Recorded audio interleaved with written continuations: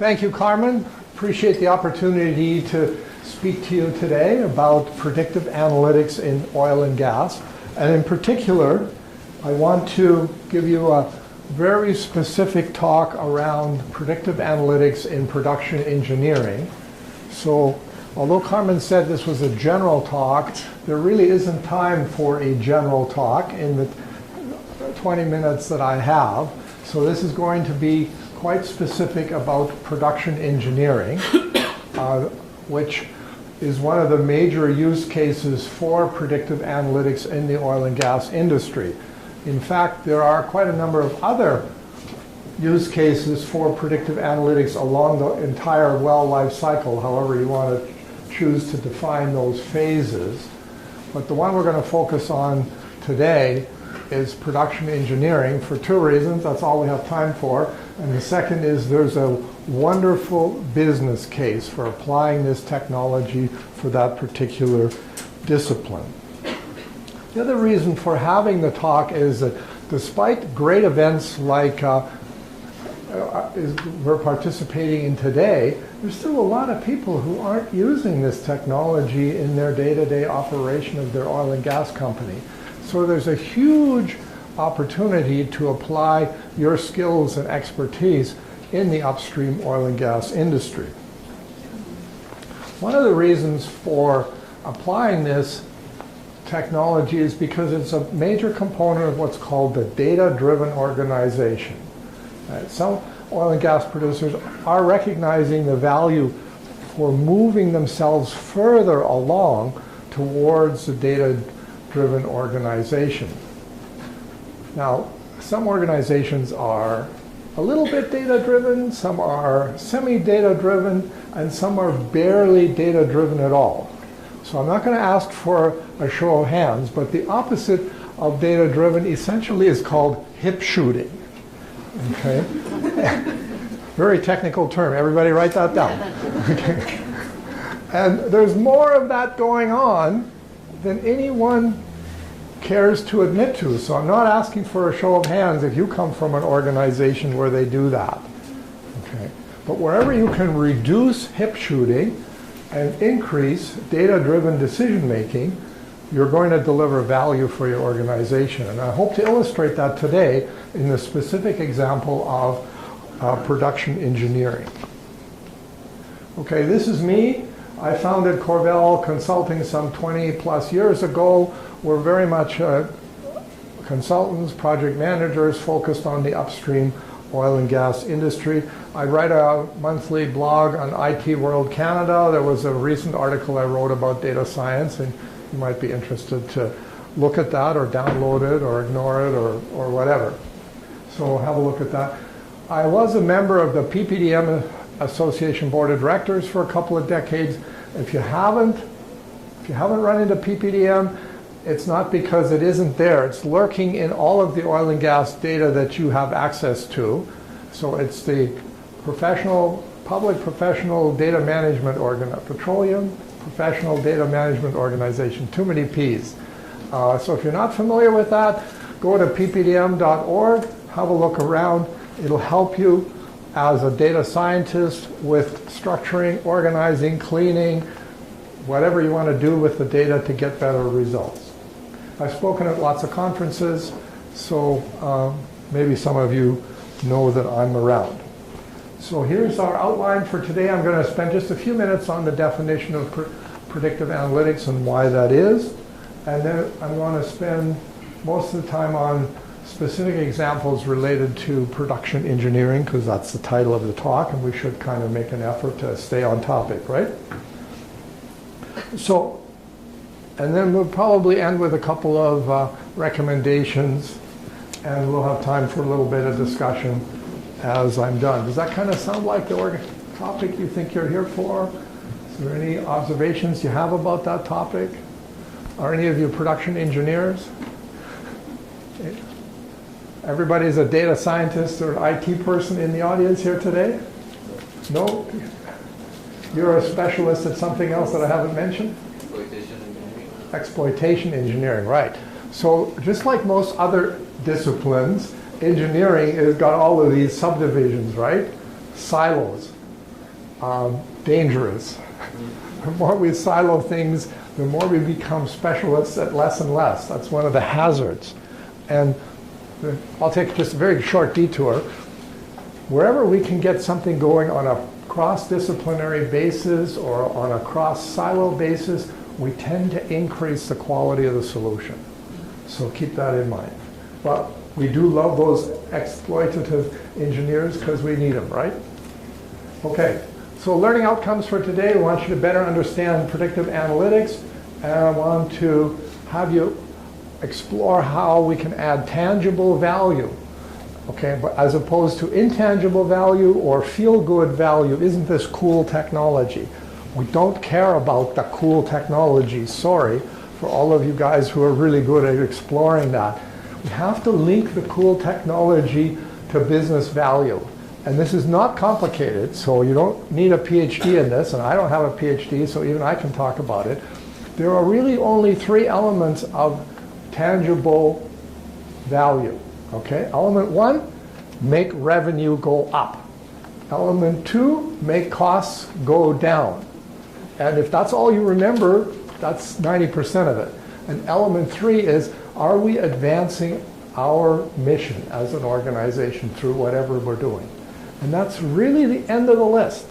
If you can't link whatever you're doing to one of those three things, stop now, because you won't get any funding next year. You may have funding this year, but you're not likely to get funding next year. Okay, so this is our standard situation, right? We have this well, it has a vertical component, it has a horizontal component, it has some fracking going on, and there are a whole lot of variables that are associated with all of this. Okay, what is predictive analytics? Encompasses a variety of statistical techniques, predictive modeling, machine learning, data mining, and we're always linking historical facts to try to make some prediction about what the future is all about.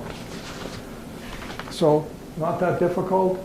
So we're exploiting patterns in the data to identify what? Risks, things that can get us off track, and opportunities, observations that give us an opportunity to see new things that we haven't seen before. So really, it just comes down to three kinds of data. You can tell this is not that complicated. There's historical data, there's the current period data, and there's forecast or future data. That's really all there is in its simplest form. And sometimes we make it too complicated. We can get value by just recognizing that our data falls into these three buckets. So many of us have seen too many spreadsheets. And I think one of the huge values of predictive analytics is that we can get away from the limitations of spreadsheets that are not a data management tool, but they're often used as such. They impose significant constraints on data volume. They're subject to difficult bugs to find and correct, and they're primitive as a presentation vehicle.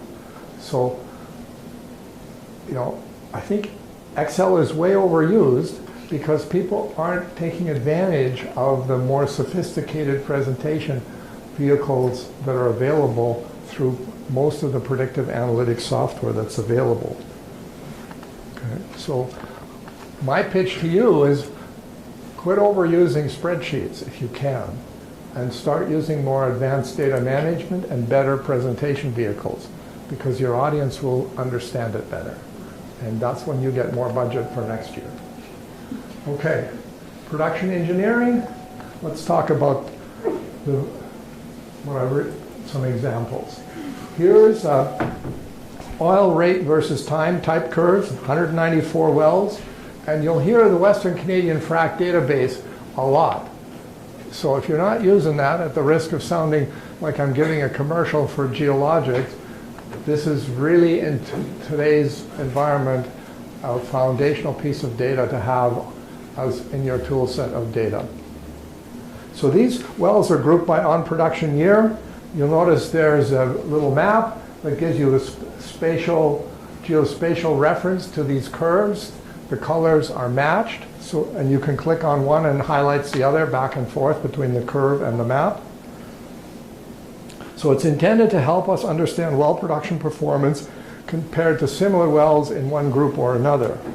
Now, as you know, or may know, that decline curves are analyzed to death in the oil and gas industry. And sometimes they're overused, or sometimes we forget they're a forecast and start using these numbers in a cash flow forecast. Probably pretty dangerous.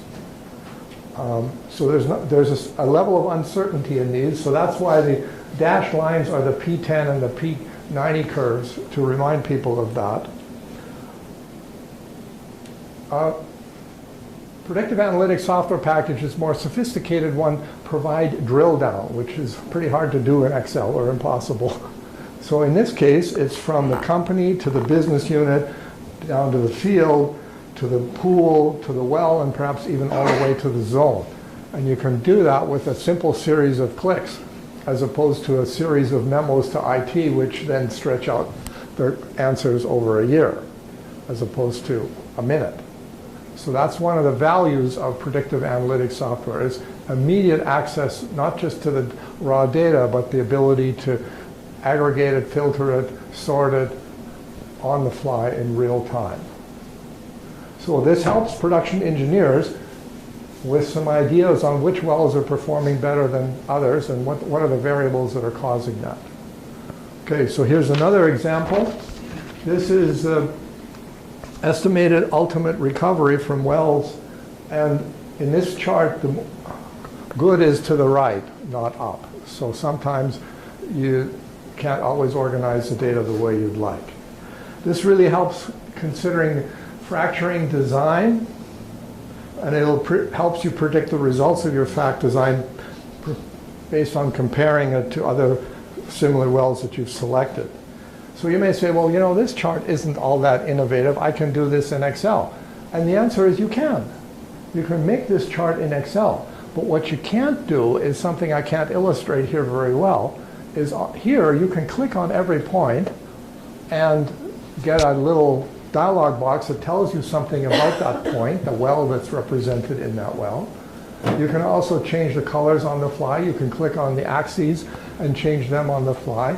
You can right-click somewhere on this chart and change the variable that you're showing.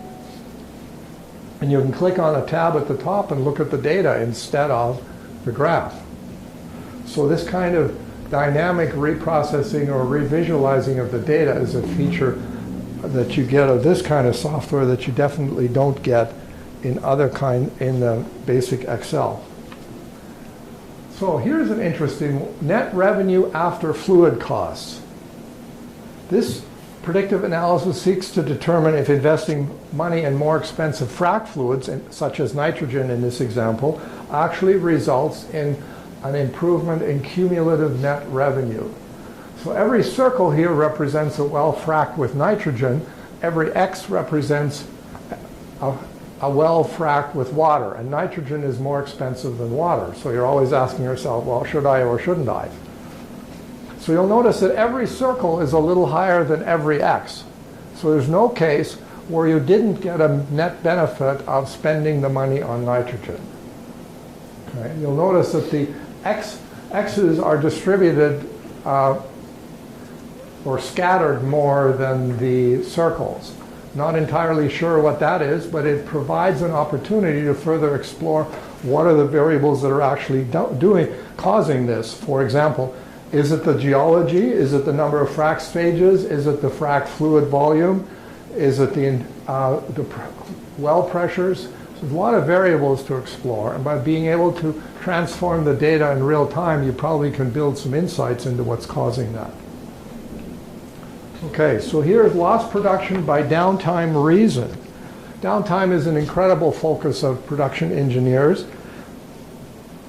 So what we've got here is the ability to scroll forward and back in time, the ability to drill in from a group of wells down to an individual set of wells. And the little colored bars are the volume impact of a particular downtime reason code. So a lot of downtime analysis is based simply on the hours of downtime, which is ridiculous. Translating that into volume makes the analysis much more interesting and economically accurate. And based on this, you can then figure out what my strategies should be to reduce my downtime. The black line at the top is a measure of well capability, meaning every well has a particular capability and there's nothing you're going to be able to do on the face of the earth to get the well to go beyond that. And the calculation is not trivial, so to have the system do that for you is very helpful. The other thing that happens is production engineers typically look after more wells than any human on the planet can possibly look after. So what the software does is allow the engineer to be more productive and effective and not just spend all day looking at the bad wells or the problematic wells, but actually spend time looking at the good wells with a view to understanding why is this a really good well? Why do we consider this our top performer? And from those learnings, apply those to the wells we deem are marginal or even bad wells. So again, huge amounts of data being presented in an easy to understand visual format with lots of capability to move it around. So in this case, that's the actual production and that's the lost production. And you may say, well, wait a minute, what if I get it in the next period? Is that okay? Well, maybe, or maybe you never get it, that additional volume. So the sooner you can get at your problems, the better you will be. Okay, so here's another example. This is called production volume forecasting by fluid type. It's very busy because there are lots of permutations and combinations. Those three lists on the left allow you to select various wells, combinations of wells, regions, production zones, which every time you click somewhere on the left, obviously the graph on the right will change in some fashion. And that gives you lots of flexibility around the time period, the level of aggregation, the time series, be it pressure or volume that you're interested in. So I've flown through a whole lot of examples here from the world of production engineering, and I hope that I've encouraged you to think about how predictive analytics can really help the production engineers view the data from many different ways. And I've shown you not just historical data and current data, but also some examples of forecasting that will help you understand what's going to happen next month or next year. Certainly with some error term, but nonetheless there's an opportunity there. So production engineering actually also occurs in Dilbert land. So here it says, Dilbert, I've collected optimistic seismic data, already a problem. I've placed it in the context of shaky well logs, and I've seasoned it with a fantasy permeability estimate. As you may know, the better the permeability is, the more production you're going to have. I've added herd instinct, not a good idea. A pinch of price bias, we may be being overly optimistic, and here's your drilling plan. Just add leadership. Why do I always get the hard part? So, you know, the boss always struggles with the management role, doesn't he? But the point is that predictive analytics improves the defensibility of analytical work and avoids, well, I mentioned at the beginning, the ridiculous hip shooting that occurs from time to time. Okay, so what about this? How do you actually get value from predictive analytics in a production engineering context? Perhaps this jumbled illustration represents the data situation at your neighbor's oil and gas company, right? It can't possibly be your oil and gas company. So we need to organize our data, I mean, very basic statement, into various databases. And then data analytics is the software that makes big data meaningful and usable, right? Big data is this amorphous, huge, overwhelming amount of data. What you really can't do anything with it until you analyze it and present it in some reasonable way. And that's what predictive analytics is all about. And then you're looking for those aha moments that will help you, in the case of production engineering, improve well performance, reduce downtime, maybe reduce water cut, whatever your goal is. And predictive analytics is an important tool. And you've heard me express lots of criticism about the limitations of Excel. I know engineers are really wedded to Excel, and I understand why, but there are limitations, and I want you to remember there are better tools that you can recommend to the production engineers that you may be working with. Okay, so here's your action item. What should you do about all this? You may say, well, that's nice, but so what? You can be the champion for predictive analytics in your organization for the benefit of the organization and, frankly, probably your career and your year-end bonus as well. So what can this do for you? You can better communicate what's going on in whatever the space is, in this case, in production engineering. You can improve the return on assets. Everybody wants that all the time. And you can do the reverse, risk of making unprofitable investments. Last project I was on was a huge success, and it paid for itself just by reducing the risk of bad ideas and not implementing what seemed like a good idea but really wasn't. If you just spot those and don't proceed with them, that's worth millions right there. Now, if you can also come up with ideas that actually improve net revenue, great. But if you can just focus on getting rid of the bad ideas that on the surface seem like good ideas, you already have a huge benefit case.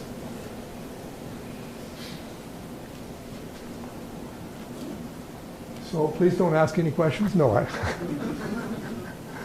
we have 5 minutes for questions. Yes, ma'am. What's the common software that are being used in the oil and gas right now for predictive analytics, other than Python? Python. Yeah. Okay. So to me, so the question is, what are the common software packages in use? And you mentioned Python. To me, Python is a software development language. And if you have time and money to deal with languages like that, go for it. I tend to run into a lot of very impatient people that want results very fast. I don't know if that's anybody run into those impatient people? Yeah. That want fast results? So I tend to go more for the packages, and these are in no particular order, and I'm not expressing any vendor preference here, but Tibco Spotfire, right, is very big. Some people use Tableau. A lot of people use Verdazo in the oil and gas industry. And there's another piece of software called SAS, which I think is first class, that not a lot of people use in the oil and gas industry. And I'm just giving you the top 4. Is there anything else that someone else would throw on this list? SPSS? What about MATLAB? MATLAB? Yeah, so those are all valuable tools for modeling, but they don't take it to what I call the presentation layer. Right? They give you numbers, good numbers, and maybe even rows and columns of them. But the products I mentioned take those numbers and visualize them. Power BI. Oh, I forgot Power BI, didn't I? Thank you. Don't tell anybody I forgot Power BI, please.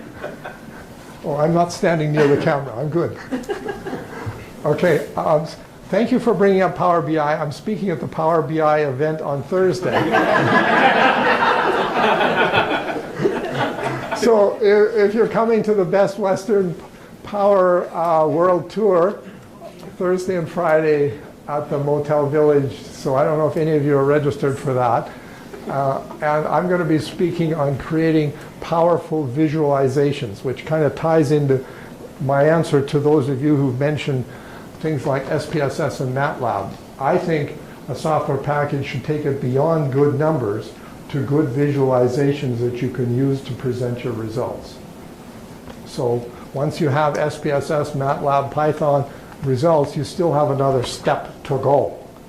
And that often involves yet another piece of software. The advantage of the other software that I mentioned is it's a fully integrated one product that takes it from the raw data all the way up through all the layers of analysis all the way to visualization. So did that help, or Yep. you disagree with that results, which is fine. Okay, one great question. Got to have another one. Scott? I know you dealt a lot with like rolling out analytics in businesses, and what do you find are the biggest challenges to get the culture to move from like an Excel-based process into something like Power BI or an analytics platform? Yeah. What's the big challenge getting people away from Excel? My experience is that it's the easiest when the people are tearing their hair out using Excel, because they've bumped against the limitations of Excel, either in terms of data volume, complexity of calculations, complexity of joins, or lack of visualization power. Like, I love Excel charts. It makes a basic chart just with a very few clicks. It's excellent. But it can't make any of the charts that I just showed you. That's totally beyond the capability of Excel. So I find people get away from Excel easily, or most easily, when they've run into those limitations. If they haven't run into the limitations, it's more difficult, because the organization has to recognize that whatever's going on in Excel is a single person, one-time solution. It's not a sustainable solution. It's not a solution that you can transfer from one engineer to another. Or it's not a solution you can roll out from one engineer to a group of engineers. Whereas all of the software products I've listed, that's all scalable, transferable, repeatable. So sometimes people, you give all those arguments and they go, yeah, that's just hype coming from some consultant or the IT department. I'm comfortable in my Excel world. So that can be a huge change management issue. But you just don't get month-to-month repeatability with an Excel solution. And you need that if you're going to be serious about the benefit case. Because you're not trying to solve one problem one time at 10 a.m. on a Tuesday. That same problem is going to come up multiple times that day for multiple engineers for years. And Excel doesn't cut it.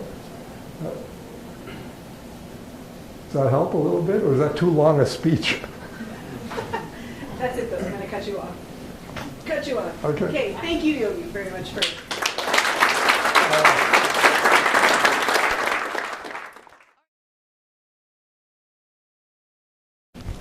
So yeah, I'm Scott. I'm doing my PhD in geomechanics and data science stuff, and I also work at CNOC as part of their data science group and digital transformation initiative. So today I wanted to present what I think is like the simplest and most effective data science workflow that you can apply to something through the lens of generating type curves. So out of the audience, I just wanted to gauge how many of you are data scientists or have built a data science model? Can I get a hands up? Okay, so like a peppering of you. Okay, and how many of you have done analytics? So you've like maybe loaded up Spotfire, Power BI, and okay, so perfect. What I'm going to present today is all about distance, and it's an abstracted distance when we think about features and things that we use in the real world. I'm going to present it through an example of type curves, and I just randomly picked an asset using my RS Energy subscription. So I had some data, and I picked the Bakken Flat Lake field, and there is 870 wells on this picture, and out of that I quickly ran in and I grabbed about 15 features that we can analyze. And when I say features, what I mean is an aspect of the problem we're trying to deal with. So it could be location, it could be a production metric, it could be a geology thing. I'm going to go into that in a little bit. But the goal of this presentation is to mock up a scenario where, say your manager comes to you and is like, hey, we're thinking about buying this field. Can you, in a day or two, maybe predict all the production for every well? Okay, thanks, go. Right? This is a big problem, right? So you're like, okay, let's maybe try to pick out some type curve areas. And in oil and gas, a type curve area is a certain area of the field where we maybe want to average those well properties and pick a production log, just like Yogi introduced.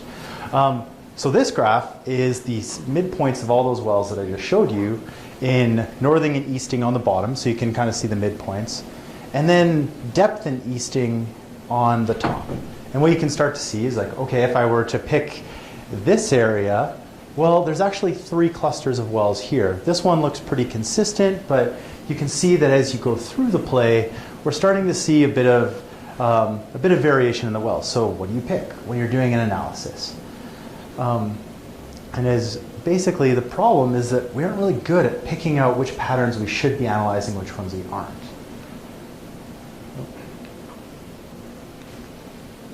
But data science can help with this. So what I'm showing on this slide is the results of a clustering algorithm called k-means that I'm going to introduce later.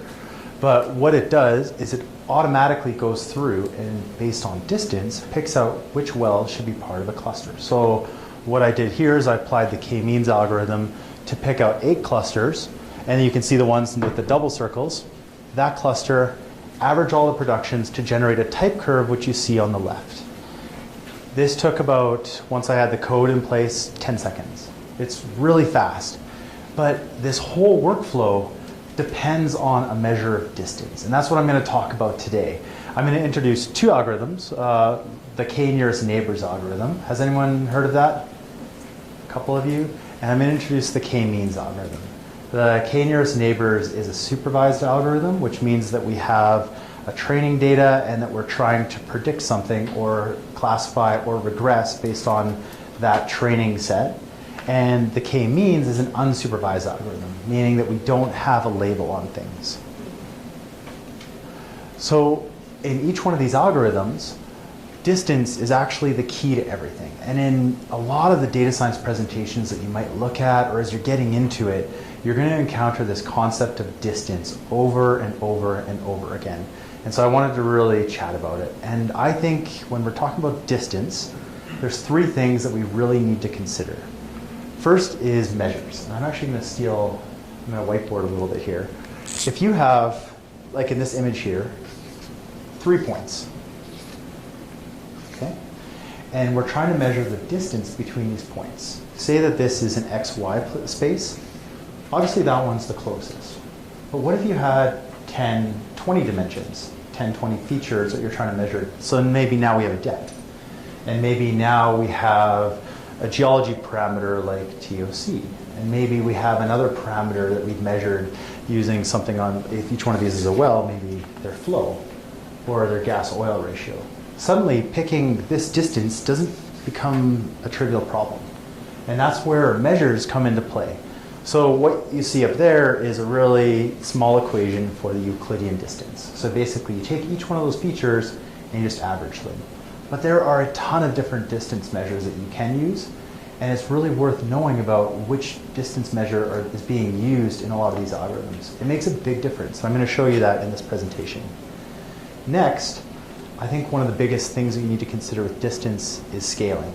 So consider this map, and suddenly we put a graph, and that this is between 10,000 and 50,000, and this is between 1 and 10. So suddenly, if we're going to take the Euclidean distance and we're not going to scale things out, this distance is going to matter about 1,000 times more than the other one. And so when we talk about these data science workflows, you have to realize that most of them are actually scaling and normalizing the data between, say, -1 and 1 or 0 and 1. And that's really important. So when we're trying to measure the distance between different things, you need to think of it as an abstracted distance. And you can do this even if it's if you have a scale, like a categorical variable that goes between 1 to 5. That can be equally represented as something that goes between 10 and a million. Maybe you take a log scale, maybe you standardize it. You could do, there's a lot of different ways that we can scale our data. But before we apply any of these algorithms, it's really important that we realize how we're scaling them and how they're being used. And the next is features. Now, when I talk about features, like I mentioned, that can be any aspect of the data that we're trying to deal with. But knowing which ones you want to put in is really important to your workflows. If I just use X, Y, Z, it's going to be a lot different whether I put in 20 or 50 features, because if the weight is equal on them, then each feature I put in is going to dilute that coordinate.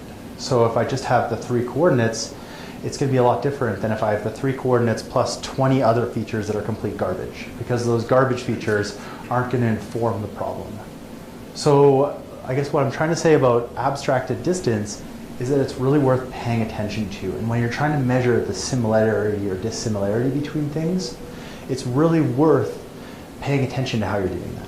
So in this example that I'm going to put in, I picked a really simple data set. So I have the well coordinates, your X, Y, Z, your stage spacing, your first 12-month oil, first 12-month gas, your gas-oil ratio. And this was the stuff that I could pull off very quickly from my data provider, which is RS Energy. And then I also I went into Saskatchewan Geological Survey, and I grabbed 2 maps. Or I grabbed 4 maps, but I grabbed the Bakken structure and the upper middle Bakken thickness. And you might be asking, how do we turn that into like a well-based coordinate? Well, we intersect it. So here you can see maps of the Bakken structure and the middle Bakken thickness.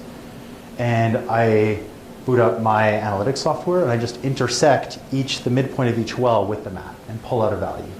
So suddenly now I have this beautiful numeric feature that I can compare just as well as I can compare X, Y, and Z. All right? So let's get into the algorithms that I want to go over. So I'm going to go over a KNN classification, which is a supervised algorithm, KNN regression, and k-means clustering. And one of my colleagues was giving me a lot of crap for this. He's like, k-means and KNN have nothing to do with each other, but I really disagree with him because I think it all comes down to distance. So I'm going to use this example to explain both algorithms just on the whiteboard for everyone. Hopefully, sorry guys over there, sorry you can't see things. I'll rotate this a little bit. So KNN is an incredibly simple algorithm. What you're going to do is if you have 3 wells here, you're going to measure the distance between those wells after you've scaled and picked your measure. And you're going to say, okay, I want to classify this well. And maybe we'll put in one more well here. If I'm going to classify it, maybe this has class A, this is class B, this is class B, and this is class A. If I use the 2 nearest neighbors based on distance, it's going to have a 50% probability of being A or B. If I use 3, I'm going to classify it as B because it has a 2/3 probability of being classified as B. And then if I use 4, I'm at 50% again. So it's actually a bit of like a probabilistic way of classifying things. If you're doing regression, all you're going to do is you're going to take the value that you're trying to predict, and that value can be an entire type curve, and you take the average of it. And that is the algorithm in a nutshell. You calculate the distance, you sort them, and you pick the X number of closest neighbors, and then you do things with it. That's it. Now, if you're going to be doing k-means, which is unsupervised, maybe you have a couple points here and a couple points here in multi-dimensional space. And this is the problem with data scientists. We're always like, oh yeah, there's this, and then it's in 30 dimensions. So just try to imagine that we have many dimensions in here. And what we want to do is we want to classify it into 2 different classifications. So we might start here, and we measure the distance and say, okay, these ones are close, these ones are far away. And we might put a centroid here, pick the distance here, and say these ones are close and these ones are far away. So what the clustering algorithm does is it measures similarity in group and dissimilarity out of group to figure out which group it belongs to. And then it'll move the centroid around and randomly pick until it stabilizes. But it'll say, okay, you wanted 2 clusters? Here they are. Cluster 1, cluster 2. This is pretty much one of the simplest clustering algorithms, but it works exactly the same way. You have to define a distance, and then you rank those distances based on their similarity and dissimilarities between clusters. So let me show you some visualizations of this actually working in practice. Okay, so if we start at KNN classification, I picked a random well from this subset, and I wanted to take all the features. So I have about 14 features in this data set, the ones that I showed you, plus the coordinates and the maps. And I wanted to say, okay, classify which cluster this is based on all those features. And what you'll see is that it actually picks out a strong lineation based on the combination of features. And I'm using a Euclidean distance here, so it's an equalized combination. And it says there's an 85% chance, based on 20 neighbors, that it's the light green cluster. The numbers don't really matter. But pay attention to that graph.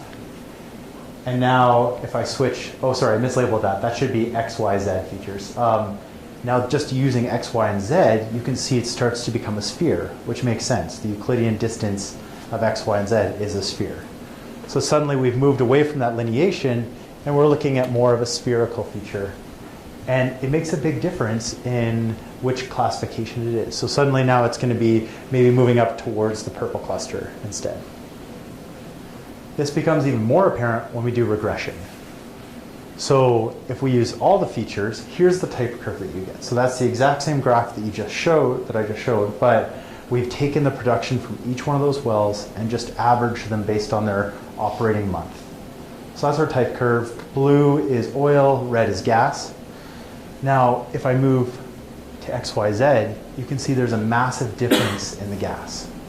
So how you're measuring that distance makes a huge difference in what you're actually outputting. This is the same well, same features, it's just which features we picked. And if I change the number of Ks that I'm using, it'll change it a lot too. Now, as we move to a clustering algorithm, it's even more of a prominent difference. So here's k-means. I wanted to pick 8 clusters, and based on that cluster, I'm going to pick a type curve off of that. So this is X, Y, and Z. You can see the type curve on the left. This is all the features, so you can see how the clusters are changing, and you can also see how the type curve is changing as well. And then, if I don't scale the features, so you know, way back like 5 minutes ago I was talking about scaling. If I didn't scale the features, a lot of them are going to weigh in a lot heavier than others. And you can see the difference between unscaled and scaled. You can see how the features change and how the distance is starting to dominate, because we're in projected coordinates, so suddenly the distance there might be 600,000 versus a GOR of 100. And it's just showing why it's so important to scale your features. So this, I think, is a lot more reasonable of a type curve relative to this, where you're starting to average out a lot of different things, especially if you look at these deeper wells that are probably a lot gassier relative to more of your liquids-rich wells there. So basically, the point of this presentation is showing that distance scaling and how you pick your features really matters. And these are probably the simpler of the data science workflows, but it applies almost universally through the board when we're doing predictive models. And this isn't really a trivial problem either. So this is a study I did as part of my PhD, and all the really, like the word barf on the top basically says I use clustering to predict fractures in the subsurface. And all that this workflow came down to was doing 3 levels of distance measurement. One, like I use distance to classify which wells all these microseismic signatures belong to. The second one is that I use a distance measure to separate hydraulic fracturing from induced seismicity. And the next is that I used clustering, which is all distance-based as well, to pick out lineations in the data. And it worked pretty well. So it allows you to actually see the induced seismicity on the right matches what we think in physics. And I used one physics-based distance measure, but the rest was all your basic concepts of distance that I talked about today. And it actually gave really reasonable results. And this is, I think, a common theme in machine learning, is that when you abstract things away, they can give you really good results if you know how you're abstracting them. All right, so I guess the key points from this talk is that abstracted distance is the key driver to many data science workflows. Really pay attention to measure, scaling, and weights when it comes to distance. And that really KNN and k-means are really simple algorithms, but they're very similar, and the features you put in and the distance you use completely governs their success. And I just wanted to thank U of C for sponsoring me through my PhD, CNOC for employing me, and RS Energy Group for providing all of the data that you saw working through here. So thanks, and happy to answer any questions.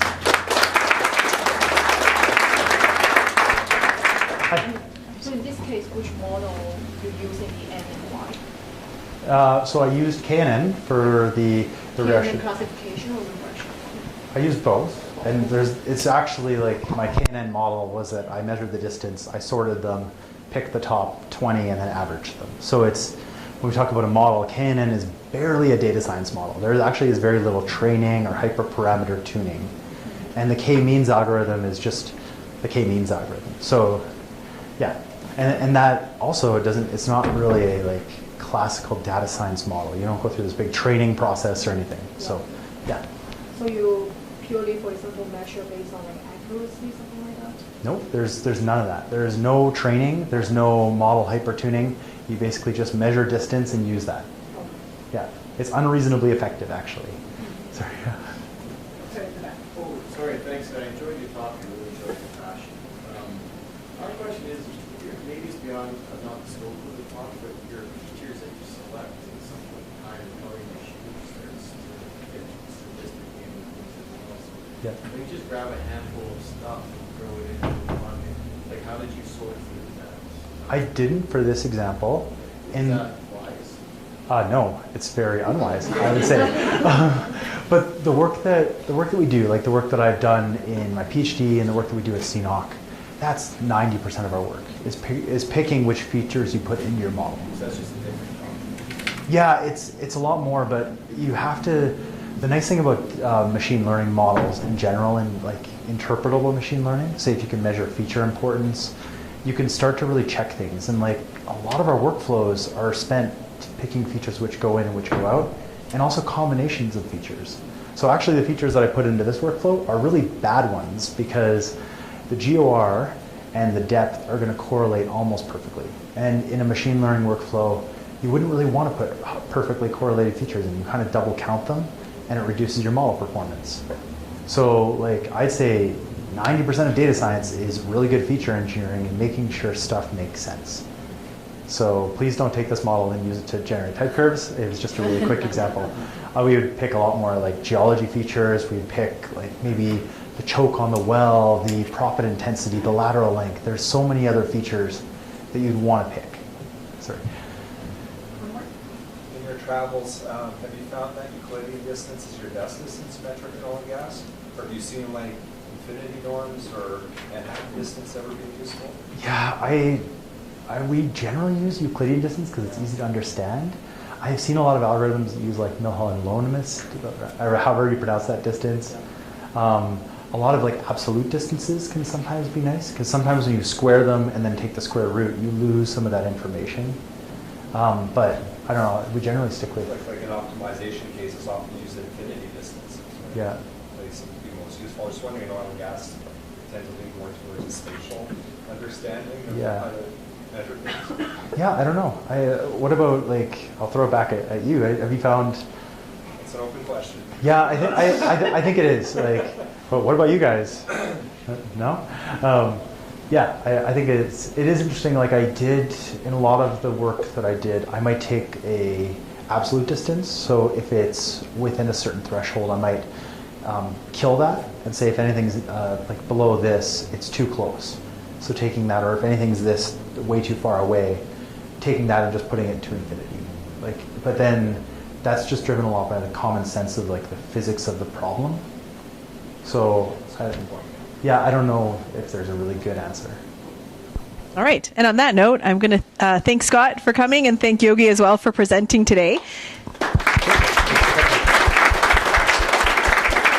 All right, so our goal over this next year, if we run it every other month, is really to bring you diverse topics. So today was very specific to production engineering for oil and gas, but we have covered in the past, and in Edmonton we do everything from biodiversity monitoring to public safety, like the police obviously does a ton of analysis, ambulance, that kind of thing. We've done open data. For example, I was telling someone that Edmonton Open Data came and presented on pet license, and you would be surprised what kind of pets people have based on the open data. So there's lots of interesting things, and I think one of the great things about Lunchalytics is seeing what other people are doing in other industries, because then you take it back and you think, how does this apply to me? And I think that's the great thing about Lunchalytics. So if you would like to sponsor just give me a call. If you want to present, that's also really helpful. Yogi actually contacted me and said, hey, I've been to Lunchalytics and I'd like to present, and that makes my life so much easier, to be honest.